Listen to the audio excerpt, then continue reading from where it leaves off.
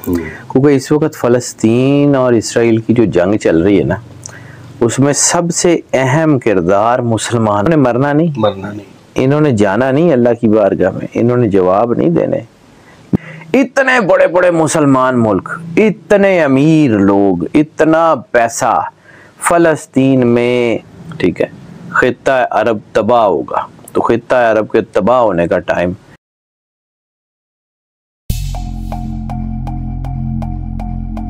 अस्सलाम वालेकुम, मैं हूं फलक शेख और आप देख रहे हैं फलक शेख ऑफिशियल। हमारे साथ मौजूद हैं सैयद हैदर जाफरी साहब, जो किसी तारुफ के मोहताज नहीं है, एस्ट्रोलॉजर हैं, न्यूमरोलॉजिस्ट हैं, और आपको पता है कि जो भी कैलकुलेशन आती है वो ट्रेंड हो या इनकी रिसर्च हो, उसके ऊपर हम फौरी तौर पर इनके पास आते हैं और हमें ये कमाल की रिसर्च देते हैं। उससे पूरी दुनिया को, जहाँ जहाँ ये चैनल देखा जाता है, उनको फ़ायदा होता है। नाजरीन, आज का जो टॉपिक है, सोशल मीडिया हो या आपका दूसरी वेबसाइट्स हों, उसके ऊपर काफ़ी बातें चल रही हैं रेड काओ के हवाले से जी, कि रेड काओ की कुर्बानी होगी या पता नहीं उसकी बलि दी जाएगी, और नाउज़ुबिल्लाह मस्जिद अक्सा जो है इसको शहीद करने की बातें की जा रही हैं। शाह जी से आज हम जो बात करेंगे, इस्लामिक स्कॉलर के हवाले से भी बात पूछेंगे इनसे, क्योंकि इस्लामिक पॉइंट ऑफ व्यू से भी ये बड़ा अच्छा लोगों को गाइड करते हैं। इसके पीछे रियलिटी क्या है, क्या मस्जिद अक्सा नाउज़ुबिल्लाह शहीद होगी? ये जो यहूदी काम जो कर रहे हैं, क्या इसमें वो कामयाब होंगे? ये जो जंगें हो रही हैं, और यूके के हवाले से भी आप लोग काफ़ी पूछते हैं कि जंगों के मामलात या अमेरिका के मामलात, ये सारे जो हैं, ये कब तक थमेगी जंग? ग्रहण भी लग रहा है। ये सारी बातें आज कंट्रीज़ के हवाले से और इस हवाले से जानने की कोशिश करेंगे। हमारे साथ जुड़े रहें। अस्सलाम वालेकुम शाह जी। वालेकुम अस्सलाम भाई। शाह जी कैसे हैं आप? मालिक का बेइंतहा करम है जी। अब बात जो आपने पूछी है ना, ये बड़ी अहम है, क्योंकि इस वक्त फ़लस्तीन और इसराइल की जो जंग चल रही है ना, उसमें सबसे अहम किरदार मुसलमान मुल्कों का है। ये जो खामोश अक्सरियत होती है ना, ये इंतहाई ख़तरनाक होती है, और अल्लाह को ये शदीद तरीन नापसंद है कि ये लोग तादाद में ज़्यादा होते हैं लेकिन बोलते नहीं हैं कि जी हमारा कोई सरोकार नहीं। तो फिर अल्लाह भी ऐसे लोगों के बारे में यही कहता है कि फिर ताड़े नाल मेरा कोई सरोकार नहीं। बात यह है कि आपने एक जंग देखी यूक्रेन की, रशिया की। यूक्रेन की जंग में जो है वो यूरोपियन कंट्रीज़ का किरदार, यूक्रेन की जंग में अमेरिका कनाडा का किरदार, और फ़लस्तीन के जंग, तो उसको मैं नहीं कहूँगा, जुल्म ही हो रहा है, लेकिन फ़लस्तीन ने बड़ा डट के मुकाबला किया उनका। बिल्कुल ऐसे ही, ठीक है। फ़लस्तीन की जंग में मुसलमान मुल्कों का किरदार, ये दुनिया में दो तरीक़े हैं और ये आने वाले वक्त में बताएगी। ये इतने बड़े बड़े मुसलमान मुल्क, इतने अमीर लोग, इतना पैसा, फ़लस्तीन में कोई चावलों की एक बोरी तक नहीं पहुंचा सके। और इनका किरदार क्या है, ये किस किरदार के लोग हैं? रसूलुल्लाह सल्लल्लाहु अलैहि वसल्लम सरकार ख़त्मी मर्तबत सरवर अंबिया सल्लल्लाहु अलैहि वसल्लम ने जो फरमाया है वो हो के रहना है। वो ऐसा नहीं हो सकता कि वो ना हो जो सरकार ने कहा है। तो सरकार ने कहा था कि तुम देखोगे अरब के वो लोग, जो अरब के बद्दू कहा था, वो लोग जो खैमों में और ये रहने वाले, ये बद्दू आपस में बड़ी बड़ी इमारत के मुकाबले करेंगे। तो आपने देख लिया, कोई मुल्क गल्फ का ऐसा नहीं है जो टावर्स बनाने में पीछे हो। बुर्ज खलीफा, बुर्ज अरब, क्रीक टावर, दुबई टावर, फलां टावर, वो रियाज में भी बन रहा है, वो कतर में भी बन रहा है, वो फलां मुल्क में भी बन रहा है। तो ये सारे के सारे एक ही तरफ हैं, ठीक है।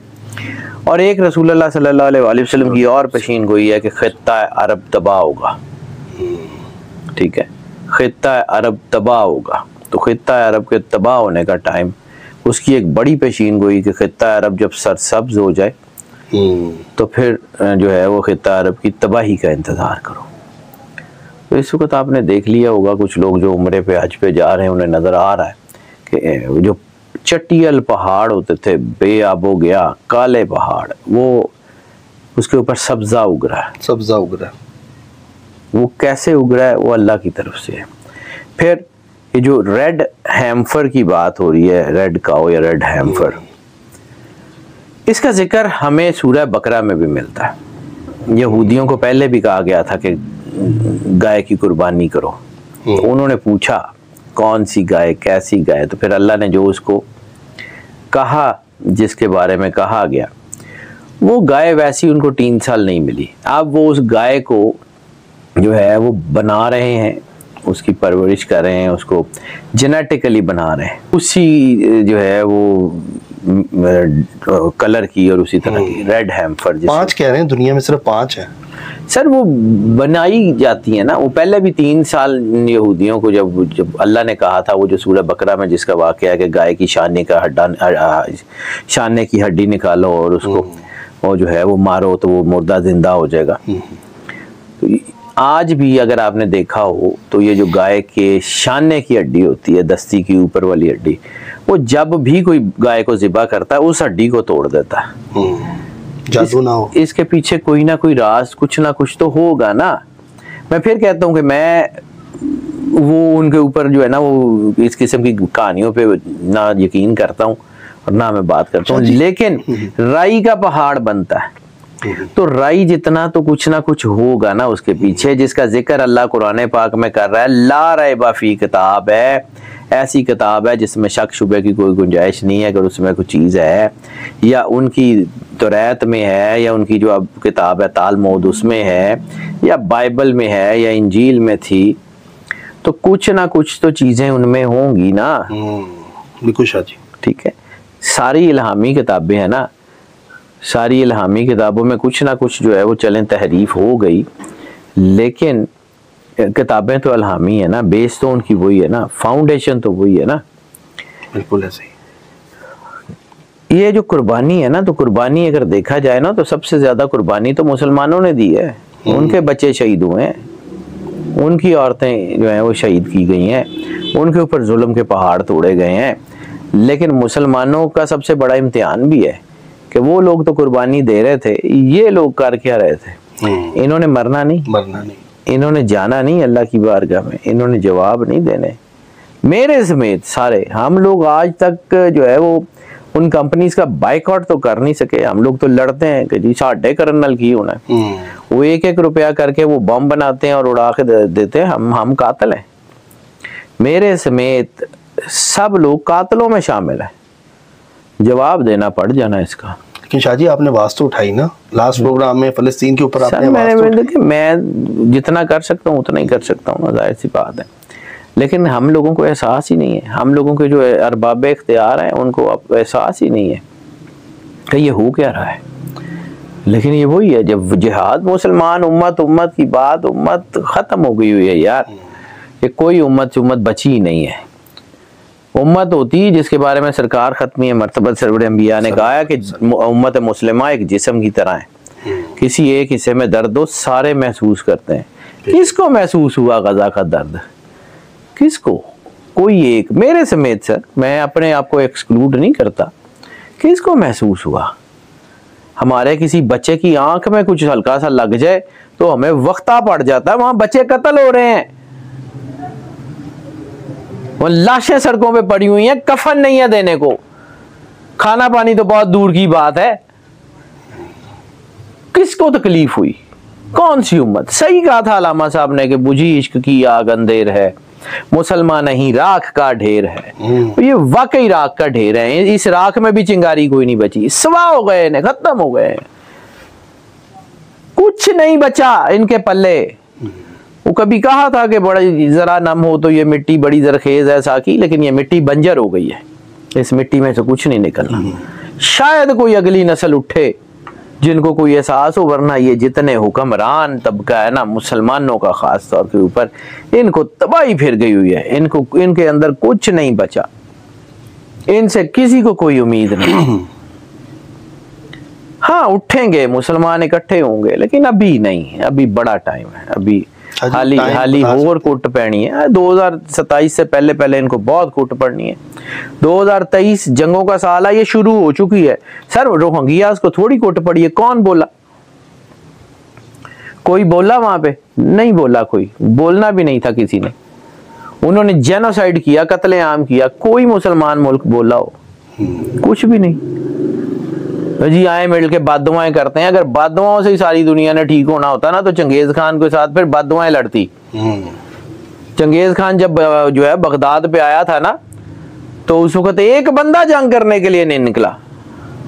उसने कहा जी वो बाकी सारे लोग किधर गए हैं, लड़ने के लिए कोई नहीं आया, जहाँ सामने फौज ही कोई नहीं। उसने कहा जी सारे लोग मस्जिद में इकट्ठे हुए हैं, बदुआएं कर रहे हैं, मतलब बदुआएं कर रहे थे या कुछ भी कर रहे थे मुझे नहीं पता, लेकिन उसको ये बताया गया कि मस्जिद में इकट्ठे हो गए। उसने बगदाद की वो जो जामिया मस्जिद थी वो सारी चारों तरफ से उसने जो है हमला किया और आग लगा दी और सबको अंदर ही जला दिया। सर वो सही कहा था कि ये नादा गिर गए सजदे में जब वक्त क़याम आया, जब खड़े होने का वक्त था तब उठे ही नहीं, केड़ा सजदा। मतलब कौन से ये बड़े लीडर बनते हैं, कौन से? OIC खत्म हो गई है, ऑर्गेनाइजेशन ऑफ इस्लामिक समिट खत्म हो चुकी है, यूनाइटेड नेशन अपना वकार इज्जत सब कुछ खो चुकी है, खत्म हो चुकी है, कुछ नहीं है। ये वाकई नया निजाम आएगा तो चलेगा। अब फिर वापस आ जाते हैं, मुझे ये छेड़ देते हैं आप, तो मैं इस टॉपिक की तरफ बाहर निकल जाता हूं। भी थोड़ी बात करें कि ये कुर्बानी से दज्जाल की बात है, एंटी क्राइस्ट का रास्ता ही तो है ना, थर्ड टेंपल वगैरह। अभी टाइम लगेगा, अभी छोड़ दें उसको। अभी दज्जाल के बहुत सारे सीन हैं, इतना आसान नहीं है जो हमें कहानियां सुनाई जा रही हैं, ये ऐसा नहीं है, ठीक है। और मैं सीधी सी बात है सर, मेरी क्या औकात हैसियत है कि मैं इमाम मेहदी अलैहिस्सलाम या उनके बारे में कोई बात करूं? मेरी हैसियत ही नहीं है। क़यामत अल्लाह जान भेजनी है, उसकी मर्जी। मैं उसके हाशिए बयान कर सकता हूँ, मैं उसके इर्द गिर्द की चीज़ें बयान कर सकता हूँ। उसने कब आना है, किस वक्त आना है, मुझे नहीं पता। वो जिसको पता है उसी को पता है, ठीक है। मैंने उसके हाशिए बयान कर सकता हूँ, ये बता सकता हूँ कि ये निशानी थी, ये निशानी थी। उसकी सबसे बड़ी निशानी थी 4 ब्लड मून्स। चांद किसी के कब्जे में नहीं है, 4 ब्लड मून्स हुए थे कोरोना से पहले 1.5-2 साल में।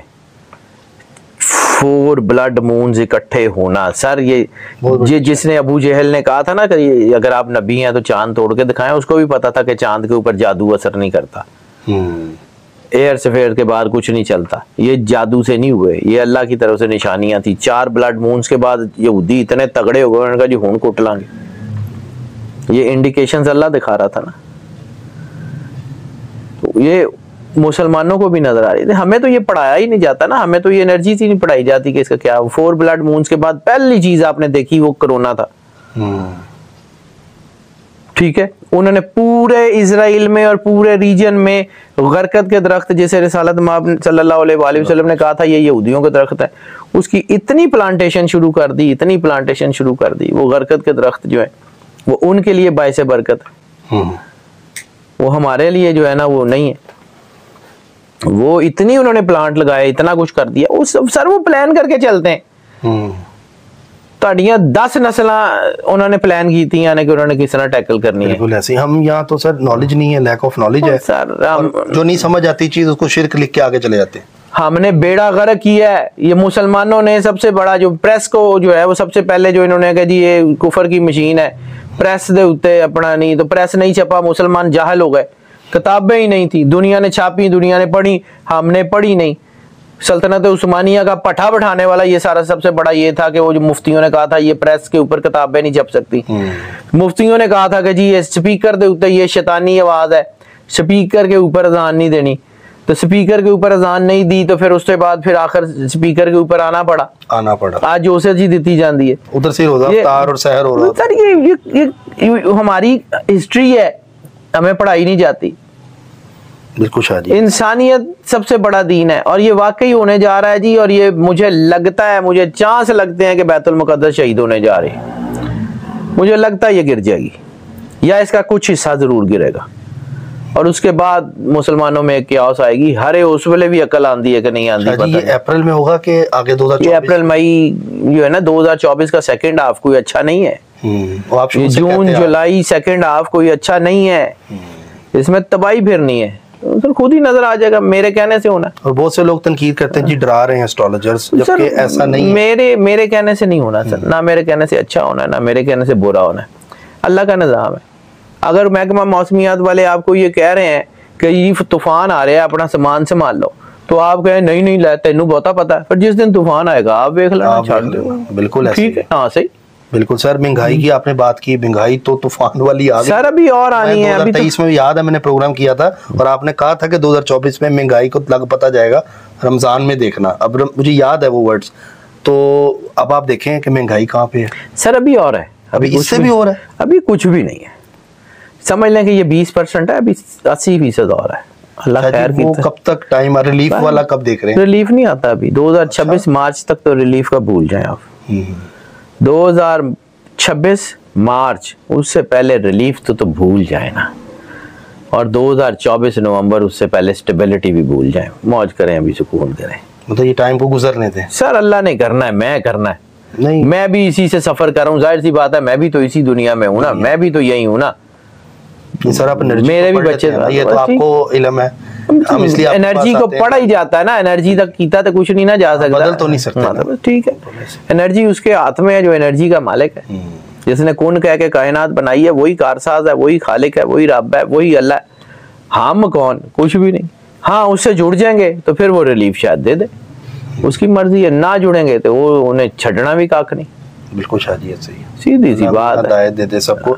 शादी यूके के हालात कुछ बेहतर देख रहे हैं सर? अभी नहीं हो गए। यूके में भी इन्फ्लेशन बहुत है, अमेरिका में भी इन्फ्लेशन बहुत है। मैंने आपको अभी ग्रैन की वीडियोस में जब बात कर रहा था तो यही तो बताया कि अभी हालात नहीं अच्छे। अभी तो वहाँ पे और बहुत कुछ होना है। ये इसराइल की जंग उनके गले पड़नी है, बड़े ठीक ठाक किस्म के गले पड़नी है। अभी अरबों के गले पड़नी है। और मैं आपको एक और चीज बता दूं, लिख लीजिएगा।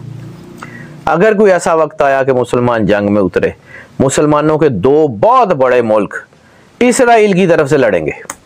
मुसलमानों के मुल्क, मुसलमानों के दो बहुत बड़े मुल्क अच्छा, इसराइल की तरफ से मुसलमानों पे हमला करेंगे।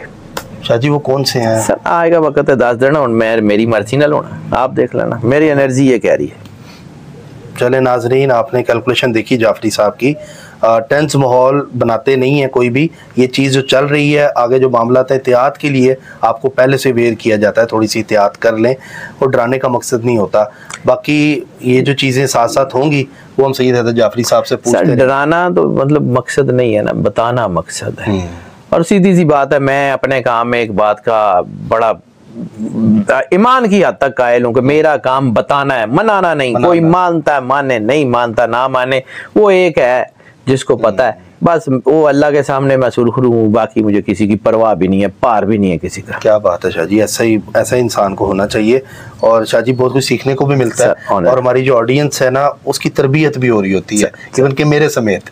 कि आपका अल्लाह आपको जिंदगी से अच्छा भी लगता है। आपसे जब टाइम हो जाता है ना तो बड़ा अच्छा फील होता है कि आज हम, अपने फादर हैं नदीम लतीफ़ ऑफिशियल, लोगों ने देखा होगा चैनल, उनके साथ मैं डिस्कस कर रहा होता हूँ कि अब जाफरी साहब के पास जाना, बड़े खुश होते हैं। कहते हैं जी नदीम साहब के साथ, आपके पापा के साथ तो मेरे ज्यादा अच्छे ताल्लुकात हैं, आपसे भी। तो अल्लाह उनको ज़िंदगी से सलामती दे। Is a very good man sir. बहुत शुक्रिया, आपकी मोहब्बत है सर। अल्लाह ताला सबको सलामत रखे जहाँ जहाँ आवाज़ जा रही है। और नाजरीन, जाफरी साहब का अपना यूट्यूब चैनल है हैदर जाफरी के नाम से, वो आप सब्सक्राइब करें। और उस पर भी ज़ोडिएक के ऊपर, यहाँ पर तो हमें टाइम मिलता है थोड़ा मखसूस है, लेकिन वहाँ पर तो कमाल की आपको रिसर्च मिलेगी। आपने सब्सक्राइब ज़रूर करना है उसको भी। अपने फादर का है नदीम लतीफ़ ऑफिशियल, उसको भी सब्सक्राइब करें। और मिलते हैं आपसे अगली वीडियो में एक नई कैलकुलेशन के साथ। अपना ख्याल रखिएगा। जो जो चीज़ें जैसे जैसे हो रही होंगी, हम जाफरी साहब से रिक्वेस्ट करेंगे टाइम लेकर इस तरह के जो मामला है, कंट्री टू कंट्री जो चीज़ें चल रही हैं, वो आपको पहुंचाते रहें। अल्लाह हाफिज़। अल्लाह हाफिज़।